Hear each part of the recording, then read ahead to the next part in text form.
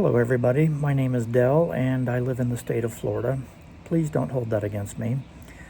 And I'm here to talk to you today about a subject that I think most gay men can relate to: falling for straight guys.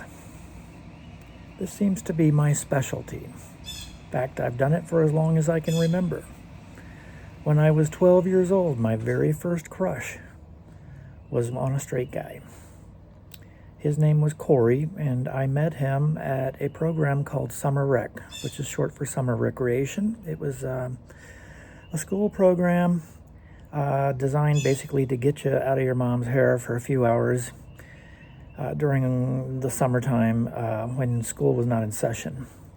And we would be bused to a local elementary school, and they would have things like bowling and swimming and roller skating and movies and things like that. And each kid was expected to bring his lunch, and back then most kids just had brown paper bags. They didn't have lunch boxes. Anyway, so I met this kid, Corey, at Summer Rec, and I was instantly smitten by him. He was so cute. And I could not understand my feelings for him. They weren't really sexual. They were more affectionate. I just know that I wanted to be around him and I wanted him to be my friend. So I kind of got to know him and we got to be friendly.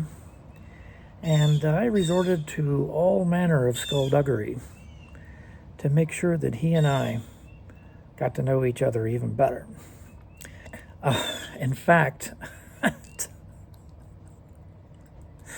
I would write notes on a piece of notebook paper at night at home and fold them up and put them in my pocket to take to Summer Rec the next day.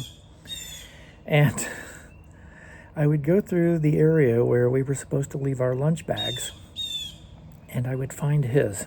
It had his name on it. And I would slip this note inside. And then I would make sure that I was present when Corey read the note. And then he would show it to me and I would read it and pretend like I didn't know what it was. Wow, somebody likes you. And it was funny because the first note, I told him how cute I thought he was. And he said, well, I know I'm cute, but I just don't know who would leave me this note. My God, conceit at such a young age.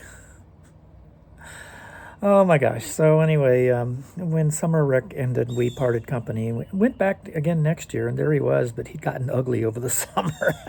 I didn't want to have anything to do with him after that. But I have had so many crushes on straight guys. And I cannot figure out why. I think it's something the way they carry themselves, something about their swagger, something about their self-confidence. And I think it also has something to do with the fact that they are so pitifully unaware of how damn fine they look. I just want to go up to them and say, my God, you're so beautiful. And you don't even know it, you idiot. And I think that, like a lot of other guys, I had one great love in my life, and that just happened to be a straight guy. Now, this one I don't really consider to be my fault because I thought he was gay. I was convinced he was gay. And in about 2 seconds, I'm going to go over there and strangle that bird if he doesn't shut up. No, I met him at work. My desk was sitting right by this glass door that looked over the hallway, and there he came down the hallway, and I looked up and I thought, my God, that is the most gorgeous man I've ever seen. And he worked at another part of the building, so I didn't get a chance to meet him at first. But then he switched jobs, and his new job put him in my part of the building. So I got to know him. In fact, I made a point of getting to know him. And he was different. He was about 10 years younger than I was. I was in my mid-30s. He was in his mid-20s. He had been out of college a few years. Apparently that had not gone well. He had a little problem with alcohol, which is why he was riding his bicycle to work, because he had gotten a DUI and they took his license away from him. And but he was so beautiful. And he was smart, and he was kind, and he loved animals, and he was a very gentle soul, and all of that appealed to me. And did I say he was beautiful? He was beautiful. So I got to know him, and we actually got to be friends. I would give him a ride home at night. We'd just throw the bike in the back of my car, and sometimes we wouldn't go straight home. He liked to shoot pool, and I wanted to shoot pool, so we went out and shot pool. And over the next few weeks, I got to know him, and oh my God, I was so convinced he was gay. He had a lot of gay friends, which I thought was unusual because most straight guys, go out of their way to stay away from gay men. And he would, like if something was in his hair, I would reach up and brush it out. And most straight guys won't let you do that. But he would do it. And he would hug me, which most straight guys would not do. And one night he made the comment that I was the most important thing in his life. And I thought, oh my God, I nearly stopped breathing when he said that. I was so excited. So I made the decision to have the talk with him. And I did. One night I took him home and we parked out in the driveway and we sat out there for a couple of hours talking. And I told him that I was gay and that I had feelings for him. And he said he wasn't gay, but that we could still be friends. And I was disappointed, but at the same time, I didn't really believe him. I thought he was one of those guys who just hadn't gotten to the point where he can admit, even to himself, that he's gay. And that if I just hung around long enough, eventually he would reach that point, and there I would be, waiting for him. So for the next year and a half, I suffered. I mean, having him, this close to me and not being able to, cross the finish line, it was torture. And the more I was around him, the more I loved him. And the more I loved him, the more I wanted him all to myself. And then the bad things started. I started trying to wall him off from the world so that I could have him all to myself. And as you might expect, he did not like that. He began trying to hang out with other people and not hanging out with me as much. He wasn't entirely blameless in this. I'm accepting about 99% of the blame, but there was a little bit of it that was his fault. He would torment me. He would say, oh yeah, I met this guy and we went out and we had dinner and we went to a movie and then we just went for a long walk on the beach. And the whole time he's telling me this, I'm like hanging from a meat hook, twisting. Well, anyway, one night after we were done working, we both worked the night shift.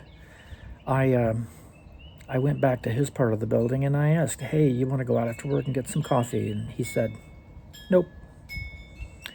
And it was like a knife through the gut. And I went back to my desk and I honestly thought I was going to throw up. It was so upsetting to me. And I realized and said to myself, Del, you have got to escape this. So the next day, I called my sister and asked her if I could come up to her place. They lived in Ohio. And stay a few days. And then I asked my boss if I could do that, which he wasn't happy about it, but he let me do it. And 2 days later, I got in the car and I drove to Ohio from Florida.